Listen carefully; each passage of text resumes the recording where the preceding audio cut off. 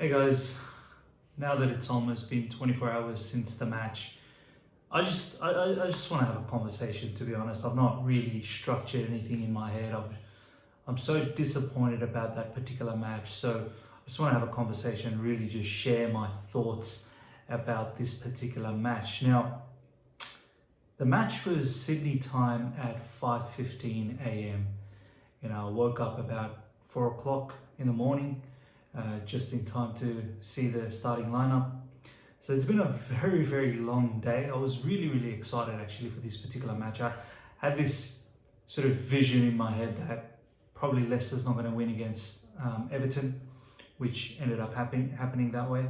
And I thought we were going to get an opportunity to go third in the table. And what a phenomenal situation that would have been for Frank Lampard in a transfer ban season. Getting the opportunity to be third.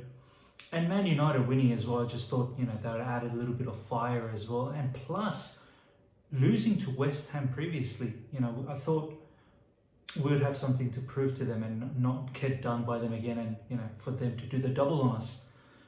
So, the lineup came out and I was quite confident, Probably didn't expect Kovacic to play. I just thought that he's not best suited in the attacking eight position. And the rest was pretty okay to me. I think Tammy Abraham probably didn't expect him. Probably expected Giroud. I was really excited to see Pulisic and Christensen starting. And yeah, look, nonetheless, I was still confident. I was confident that this team was good enough to beat West Ham, who have not won a single game since the restart, have not scored a single goal since the restart. And they're a team that's battling in the bottom half, battling in the relegation zone. And really, they've been getting spanked by everyone else. So I was confident regardless of what team we put out. And plus, so many of their players, key players, were not playing in the likes of, I think Anderson, then you have Haller, a few other players were not playing for them. They're some of their main players.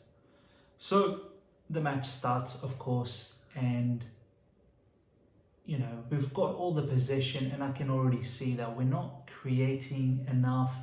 We're not doing anything overly exciting to really stretch this game out for them and really penetrate their defense. We weren't doing that. The only player that was remotely trying to do something like that was Pulisic, who was trying to be direct.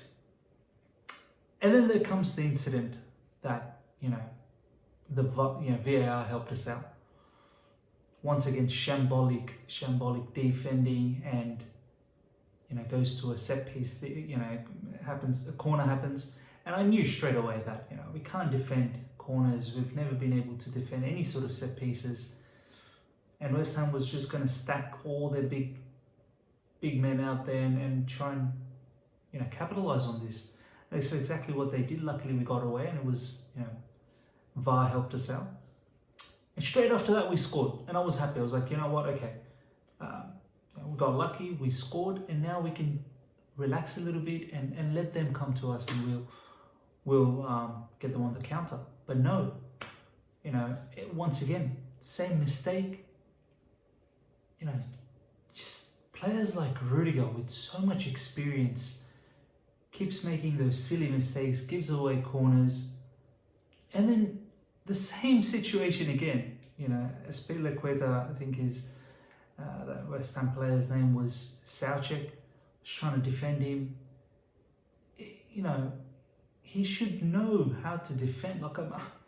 These guys are professional players. You've got someone like Carlos Puyol for Barcelona, who was much shorter than, I'm pretty sure was shorter than Azpilicueta, but they didn't have any troubles defending, set pieces. They were still resolute. But all of a sudden, Azpilicueta was struggling, and then I don't know what Kepa's doing in that particular instance as well for that goal. He seems to just fumble over, and at the same time, Tammy as well, if you're going to protect that goal line, you've got to do it with some sort of confidence. It's just, wow. And then the second goal completely opened us up. Christensen getting bullied by Antonio the whole match. Ball watching, as you saw, there's a particular video that's going around on Ashley Cole, who talks about how poor Christensen's defending was in that particular match for that second goal. And finally we get a lifeline, and William levels it for us. And I thought, okay, here we go. We've got a bit of time left, and we can try and manage to get a win here. We really should be going for a win because third place was just around the corner. So we don't get that, and then we give away a third right at the end of the match, and it's to Yarmolenko, who's a left footer, and Rudiger shows him his left. I mean, it's so embarrassing. And just before that, you've got Antonio again bullying Christensen, holding the ball, laying it off, and then that particular counter happens. So now I want to talk about a few players. That's pretty much what the match was. Look, it was an embarrassing match. So I don't want to talk about the match. I want to talk about a few players now because I'm so annoyed about some of these players. First of all, I want to start with Kepa. I said it that when this restart happened, that he needs to be flawless. If he's not flawless, then I'm sorry, he's gonna have to go. And this match, it just showed how weak and how he's a poor keeper, really he is. I think all this time I was just hoping that he was going to do the trick. I think I was just being nice to him for all the moments he gave us last season. So, all these set pieces, corners, free kicks, he's got to command his box. He's got to come out and punch that ball away. That first goal, he doesn't even know where he's running. He bumps into a West Ham player and he falls over. He's got no idea where he's running. And yeah, if you're not going to command your box, then okay, at least try and save the other two goals. You got to try and bail us out. You're Chelsea's #1 keeper. You need to step up in these games and really count for yourself. When the team needs you, you've got to pull up some big saves. This was the match to do it. So you're not going to command the box. You're not going to make these big saves that when we need it, mostly. And your ball playing ability is suspect as well at the moment. So what are you good for? I'm starting to wonder, what are you really good for? And I can't keep defending you because it's costing us, and that sort of goalkeeping is really detrimental to the whole team, and their morale and their confidence gets low when they see their keeper with lack of any confidence in the box. Then I want to talk about Andreas Christensen. You can't have a match like Manchester City and then you do that kind of performance. You were suspect against Aston Villa. The way they were hitting the long balls, their corners, their free kicks. You were suspect that day, and I could tell that you hate playing teams like Aston Villa, West Ham, any sort of mid-table teams that they're not technical enough and they want to play the long ball. You're very suspect to that, Christensen. And it showed again. Antonio was bullying you all the time, the whole match. It's just embarrassing. You're meant to be one of our better defenders and you got bullied the whole 90 minutes. And Rudiger, I don't even have any words for you. Honestly, the amount of comical mistakes you keep making is just ridiculous. The corners that you've given away, the goal to Yarmolenko, one-on-one, Chelsea requires you to defend that. Chelsea needs you to defend that. And what do you do to the player that is a left footer? You show him the left foot so he can have the whole goal to himself and he can smash that in. So the defense is not helping out either. And Kante, all this time, the last 3 matches prior to this, he's played the lone DM role. And he's played it nicely, he was the deepest midfielder. For some reason, this game, he wasn't the deepest midfielder anymore. He wanted to be Kevin De Bruyne. He wanted to go up there and he wanted to attack. I don't know if it was because Kovacic was playing. Kovacic playing as an 8 doesn't really, that's the other issue. He's not a number 8. He gets the ball deep, which kind of, I felt, forced Kante to move forward. But that's Kovacic's game as well. Like, he plays from the deep. He's not an 8. He doesn't know how to play an 8. He's not an attacking 8. He loves to take the ball from the deep and spray passes. But if he does that, then it screws up Kante.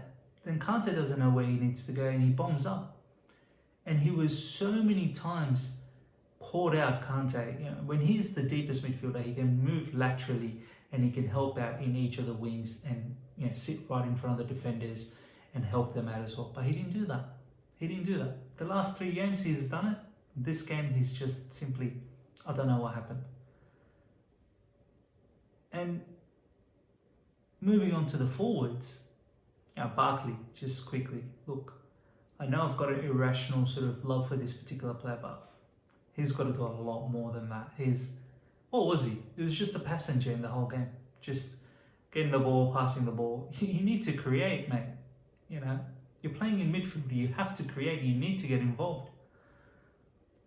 Just embarrassing, pathetic performance. And lastly, I want to finish off this rant by talking about Tammy Abraham. Tammy Abraham, I'm watching you, man. You've dropped massively. And yes, you've scored 15 goals for the season for us in all cup competition. But if you think that's it, your job's done, you can relax. Honestly, you cannot relax. This was the game for you to step up. I don't even know, firstly, why Tammy Abraham got the opportunity to start again. I don't know how he's deserved another start. He didn't impress in any of these matches. Leicester, he started, didn't impress one bit. This game again, Antonio showed him exactly how to play lone striker. Tammy simply didn't do enough. He did not provide anything for our wingers, for our midfielders to work with. No link up, no hold up, no nothing. It's like he doesn't care that Timo Werner's coming next season. He doesn't care that there's Ziyech next season. He's not worried one bit. He just knows that this is his role and he can just get away with doing whatever. It's pathetic, to be honest. It's pathetic. That I can't believe that we gave away an opportunity to go third. And that kind of performance. West Ham has not scored this since the restart, and they pumped in 3 goals against us. Can't believe it.